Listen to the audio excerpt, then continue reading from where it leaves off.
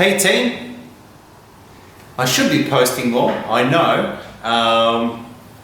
Life gets in the way, what can I say? But I have been building, which is good, right? I've been keeping busy, and this is one build I'd like to show off just because I love the MBS Pro 97 platform. Every time I build one of these guys, I take it out for a ride, and it just gets me every time. I love it. And the reason I think I like it compared to my existing board ranges, which are, I've got the old school Bro, the newer version Bro, and I've got a Tramper as well. But the key difference with this Warren is that it's a little bit slimmer, the deck, and for whatever reason, I like it. The balls of my foot sit just below the lip there, so my toe sort of hangs over a little bit, and I actually prefer that. Whereas on the Bro, it's covered. And so I don't know, maybe riding something different, you always want what you don't have, right? So maybe that's the case. But I really enjoy riding it. It's got a good stance, and it can hit good speeds and is extremely stable. So this build, I think it's a hamburger with the lot, right? You couldn't possibly ask for anything more. Let's just turn it over, look at that. So the Vega on top of the Pally case. I wish I could take credit for that, but I can't because somebody else did it before me. Thank you, James. But this is a 12S 6P pack.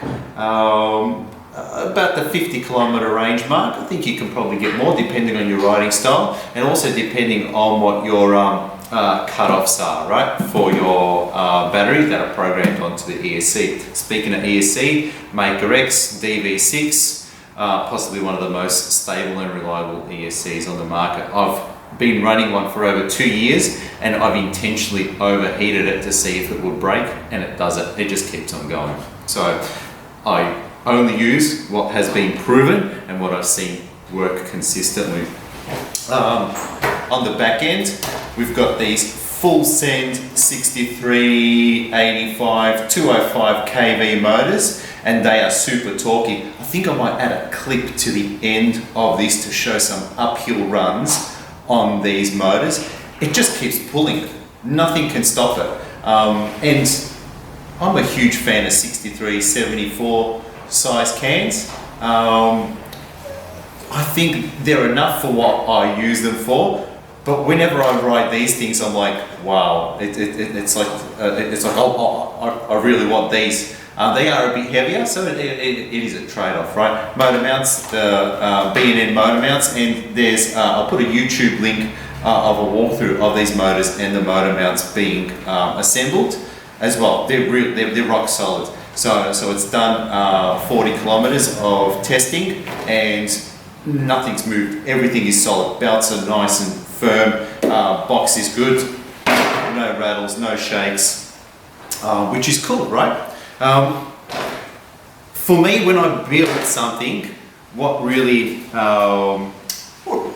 really enjoy doing is focusing on the little things, because the easier a build looks to the eye, there's a lot of complications that go into making it look that easy, right? So something like this, we know that the Vega's on top, you have to run power leads out to the ESC. So finishing touches for me is key. So the braiding really does a good job at hiding those cables hanging out. So pro tip, right? Braiding, it levels up a complete build if you are getting it out the door. And it's also the little things, right? So got a red De Vega, the red highlights on the Pro 97 on the top there, and you know, a nice red loop key and a two-tone key holder right there. So when we put that in,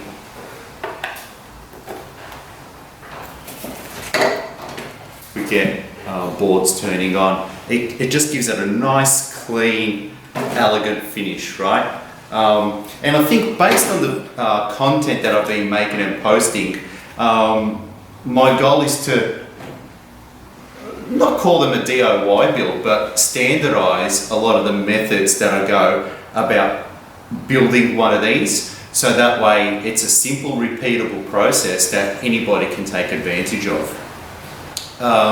In the DIY game, you can go so many avenues, but for me, my goal is to focus on doing one thing and one thing really well. And I think if you can narrow your bandwidth down to that specific area, you can, what looks like, accomplish some pretty cool builds. So that's the build in a nutshell. There's going to be pictures and stuff for everyone to take a look at. My bench is cool, so I can do 360s. Can your bench do that? I bet you can't. So yeah, thanks for tuning in. Thanks for watching. Hope you enjoy that. It's cool. Catch you on the flip side. Adios. Whoa! Yo! Morning! So I'm testing out that build at a place that I like to call Stress Test Hill.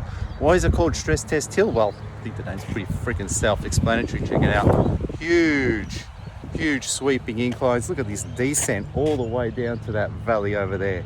It is absolutely crazy. If anything was ever going to come loose, it's going to come loose up and down this hill a few hundred times.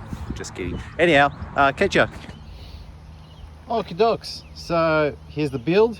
Here's my controller. I'll see if I can get that speedo being displayed. And here's a snaky hill. Now, one thing that you need to be aware of is that the camera doesn't actually show you the real nature of these inclines, right? But I'm going to walk you through what's going on here. We've got these kick-ass motors on the back, and at a standstill, hoik puck, and that is flat stick going up. Just under 30 kilometers an hour going up that section, and now we're up to the next section. That is flat. Thumb can't go anymore. It's just pulling me away, right? And now this is the last section. This is the yodeling. That is flat stick. I cannot move that throttle any higher, and I'm accelerating through 35 kilometers an hour. And now this is just a short bend coming up here. Flat stick again, full throttle, uphill, 30 kilometers. It's this thing pulls like a bloody, I don't know, something. Anyway, adios.